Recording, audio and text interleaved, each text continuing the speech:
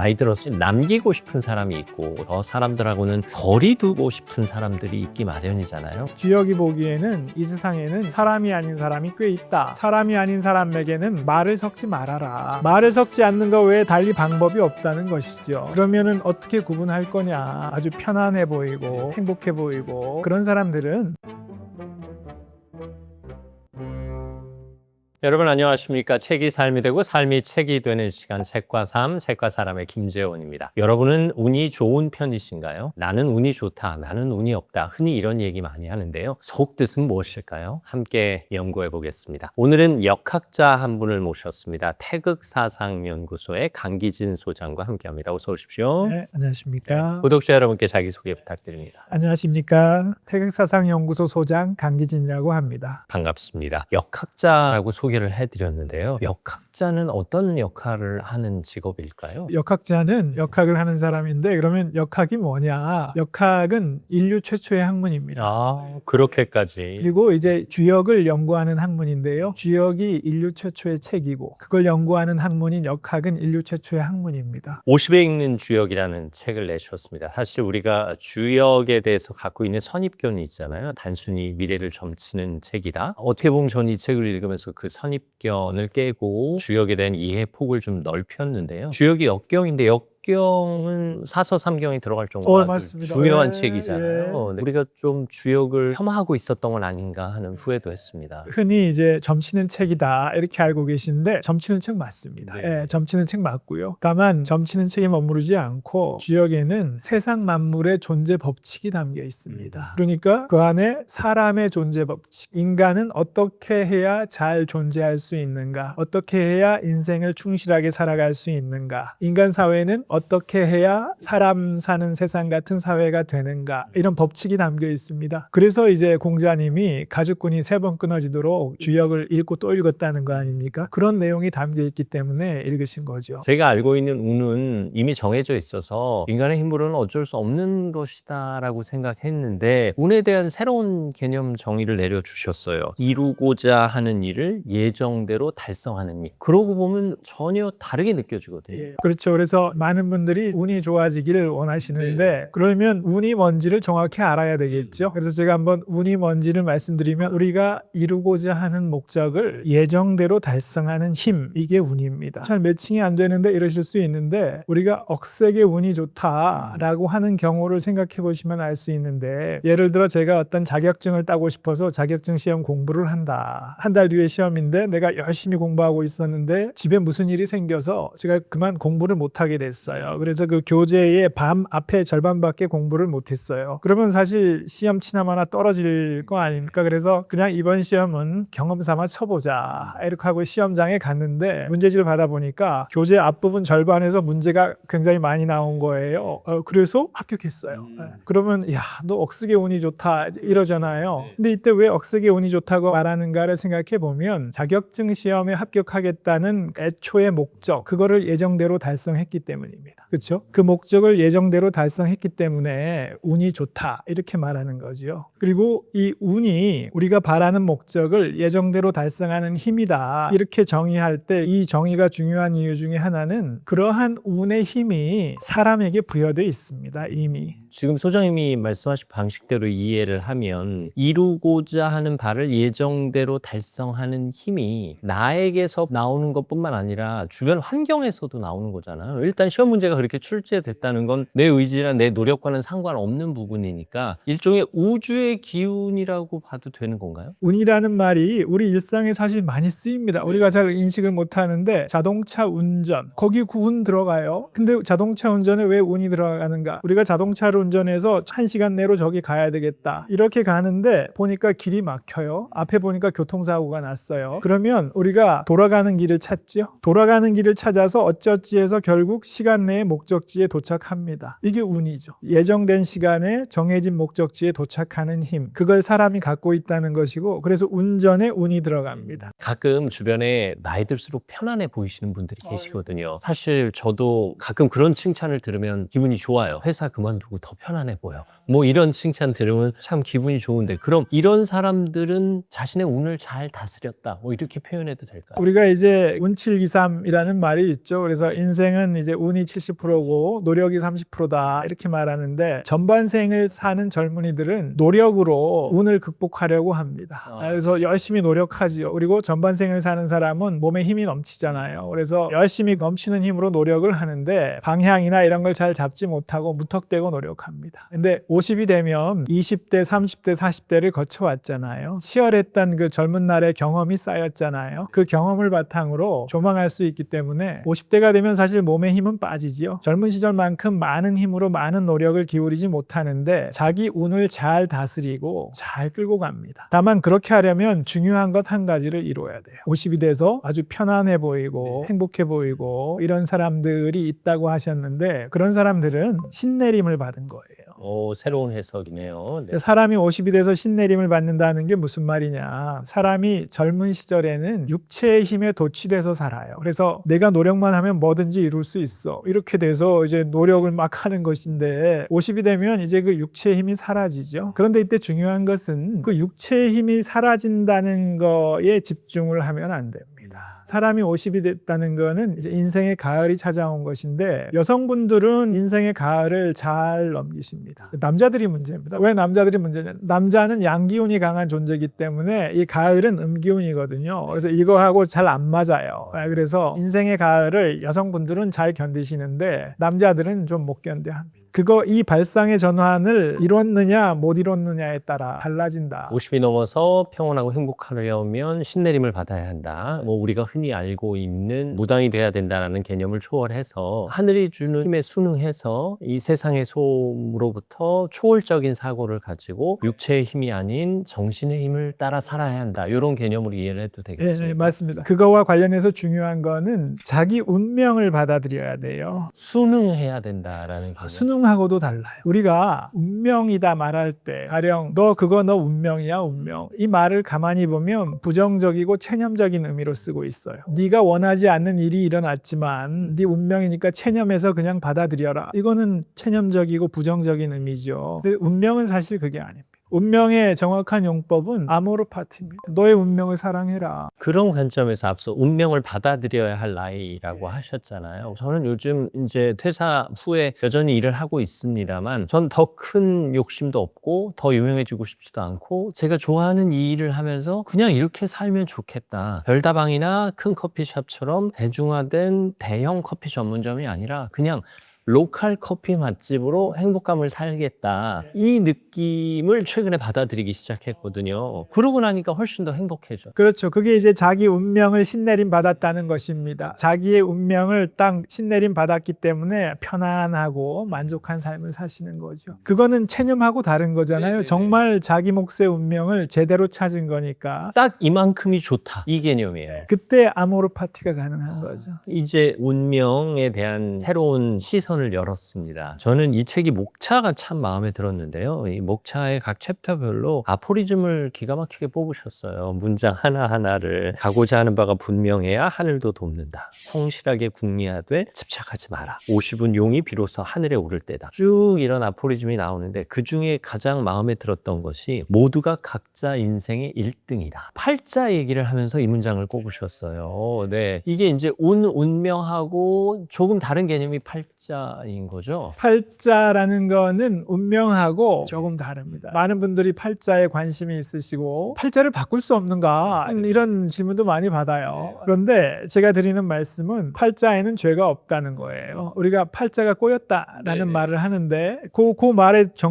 답이 들어 있습니다. 팔자가 꼬인 게 문제지 팔자 자체에는 문제가 없다. 게다가 다음 챕터엔 도망치기 때문에 팔자가 꼬인다. 자기 팔자로부터 자기 운명으로부터 도망칠 때 사람이 불행해집니다. 자기 팔자와 자기 운명을 받아들일 때 팔자가 꼬이는 일이 생기지 않고 사람은 자기 팔자대로 살아낼 때 가장 충실한 느낌을 받습니다. 내가 정말 나인 느낌, 아주 깊은 만족감을 느낄 수 있습니다. 그래서 사람마다 다른 팔자가 부여되어 있는데 그 팔자대로 살아가면 모두가 1등이 될 수 있다. 그게 주역의 가르침입니다. 자, 그 개념대로라면 우리가 오늘따라 또 운명을 따라 팔자를 받아들이면서 이끌어내면서 우리가 우리의 행복을 이끌어낼 수 있다는 얘기인데 나 자신은 이렇게 정립하겠어요. 근데 어차피 이 세상은 나 혼자 살 수 없으니까 우리가 관계를 어떻게 할까? 처신을 어떻게 할까? 나이 들어서 주변 사람들을 어떻게 둘까? 내 주변에 남기고 싶은 사람이 있고 저 사람들하고는 거리 두고 싶은 사람들이 있기 마련이잖아요. 이런 관계의 처신을 이 주역의 근거에선 어떻게 하면 좋을까요? 비인이라는 게 이제 주역에 나오는데 사람이 아닌 사람이 비인입니다. 그래서 주역이 보기에는 이 세상에는 사람이 아닌 사람이 꽤 있다. 사람이 아닌 사람에게는 말을 섞지 말아라. 이렇게 가르칩니다. 말을 섞지 않는 것 외에 달리 방법이 없다는 것이죠. 그러면 비인과 말을 섞으면 어떻게 되느냐? 기가 막혀서 할 말을 잃게 된다. 그렇게 되기 때문에 말을 섞지 않는 것 외에 방법이 없다. 우리가 흔히 말하는 무례한 사람이라고 생각해도 되겠네요. 뭐 비슷합니다. 무례한 사람보다 좀 더 나아간 사람, 사람이 아닌 사람,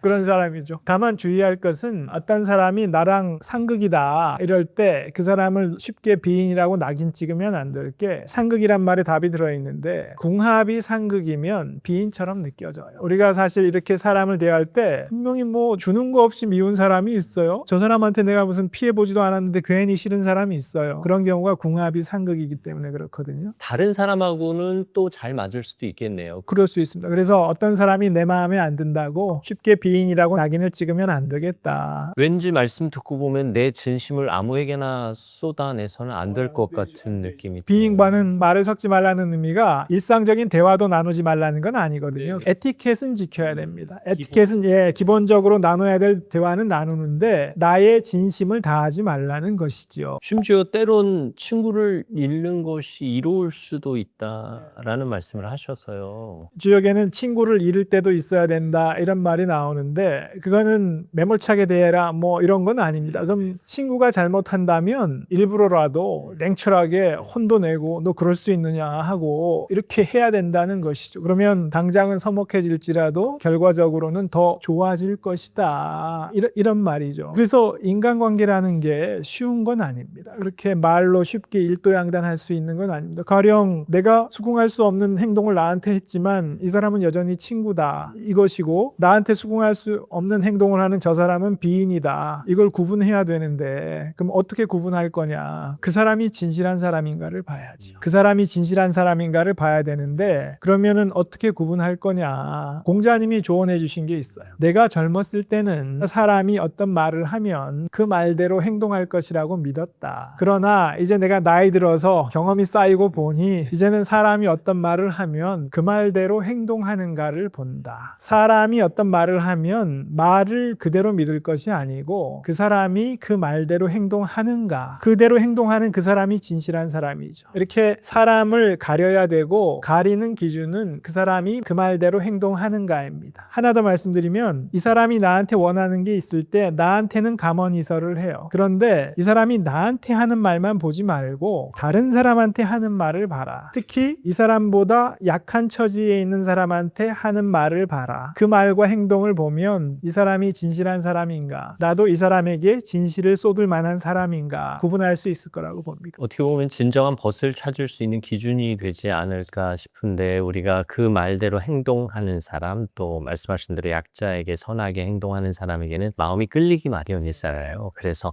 저런 사람 곁에 두고 싶다, 저런 사람 친구 삼고 싶다 흔히 이렇게 얘기를 하는데 사실 나이가 드니까 50대 60대 돼서 지인과 좋은 관계를 유지하는 것까지는 좋지만 친구로 만들기는 쉽지 않아요. 왜 흔히 10대 때는 친구 만드는데 10분 걸리고 20대 때는 20분 걸리는데 50대가 돼서는 50시간이 걸리고 50일이 걸리는 것 같은 그런 느낌이에요. 이게 나이 들수록 친구를 만들어야 될까요? 아니면 시간이 걸려서라도 적정한 관계를 유지하도록 애쓰는 게 필요할까 싶기도 하고요. 벗은 한자로 두 가지가 있어요. 벗우가 있고 벗붕이 있습니다. 그래서 우리가 학창 시절까지는 아주 정말 친한 친구를 사귈 수 있는데 그 다음은 어렵다 이렇게 말하는데 학창 시절 때 사귀는 친한 친구 그거는 벗우, 우정이라고 할 때 우죠. 그런데 이제 학창 시절이 끝나고 사회생활을 시작하면 학창 시절만큼 친한 친구 사귀기 어려워요. 전반생을 끝내고 후반생이 되면 50이 되면 인생의 가을이 오면 깊은 친구를 사귈 수 있습니다. 이번에는 벗우가 아니라 벗붕을 사귈 수 있습니다. 벗붕. 벗붕은 어떤 사람이냐 하면 동류입니다. 동류라는 거는 나와 같은 부류, 나와 같은 정신적 지향을 갖고 있는 사람. 이 사람은 후반생에 사귈 수 있어요. 왜냐하면 학창 시절은 아직은 천진난만했던 시절이라 아직은 인생의 깊은 맛을 모르는 때 사귄 거잖아요. 그리고 전반생은 치열하게 막 생존 경쟁을 하느라 친한 친구 사귀지 못했고, 이제 그 치열한 생존 경쟁에서 어느 정도 벗어난 50대 이후 인생의 가을에 이르렀을 때 나와 정신적인 가치를 공유하는 붕을 사귈 수 있다. 그래서 우리 또래에는 대화가 잘 통하는 사람에게 더 끌리기 마련이군요. 우는 우대로 기쁘지만 붕의 기쁨은 또 다른 동류의 기쁨이에요. 이거 아주 깊이 있는 기쁨입니다. 이쪽은 정말 친한, 본능적으로 친한, 여기는 아주 정신적인 깊이가 있는 벗이죠. 저는 또 목차에서 끌렸던 대목이 제가 말하기에 관심이 많은 터라 말의 순서가 잡혀야 관계가 잡힌다. 책에서도 언급하셨지만 아유 사람들이 내 말 안 들어줘 하고 불평불만인 사람들이 적지 않거든요.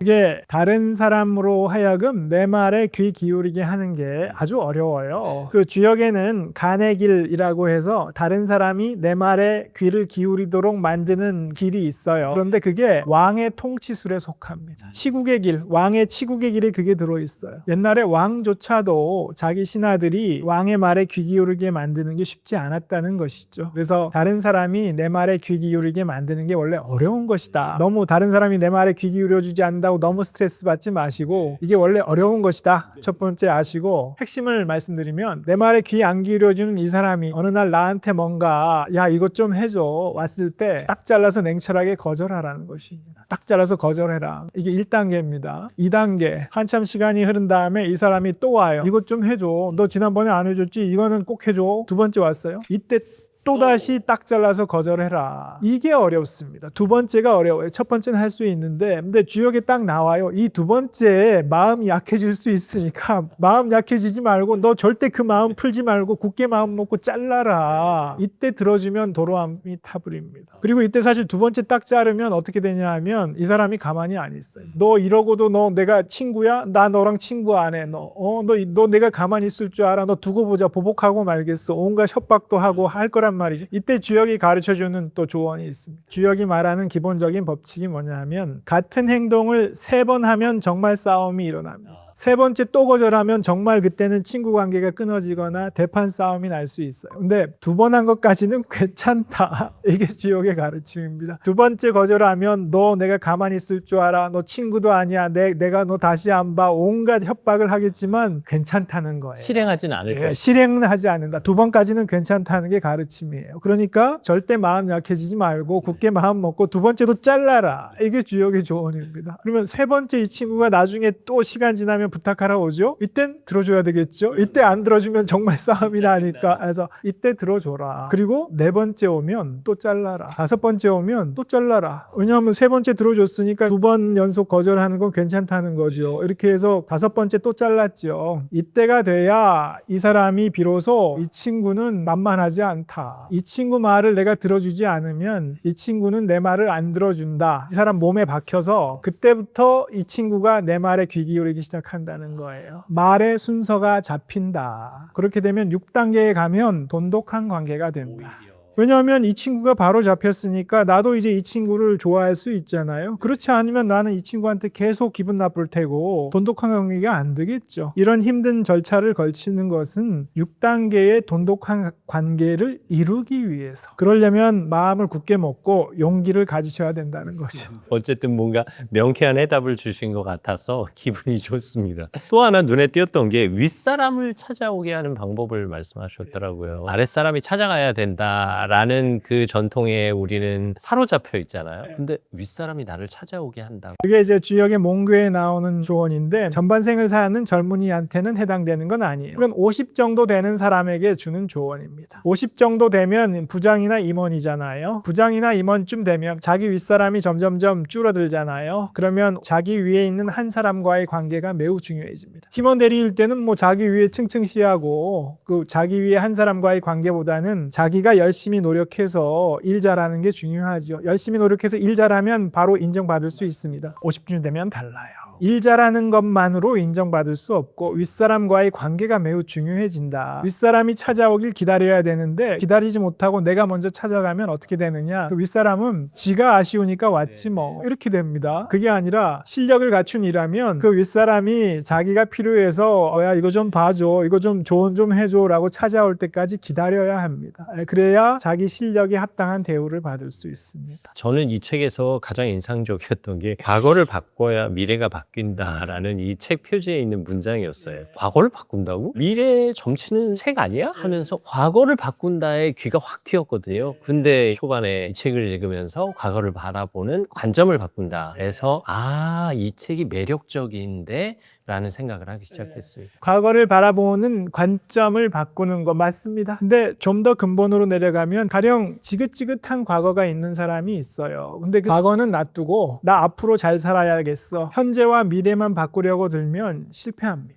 그 지긋지긋한 과거를 바꿔내야 돼요. 이게 의미 있는 과거였다. 나를 단련시키는 과정이었다. 나는 그 경험을 바탕으로 앞으로 이렇게 살아가겠어. 이렇게 자기 과거를 긍정할 수 있어야. 아모르 파티 말씀드렸죠. 자기 운명을 사랑할 수 있어야지 미래가 바뀌는 것이고 그 전제 조건은 과거를 사랑스럽게 바꿔야 돼요. 용광로 같은 과거였다 하더라도 용광로에서 단련됐기에 내가 정금같이 나왔다라는 고백을 하는 셈이네요.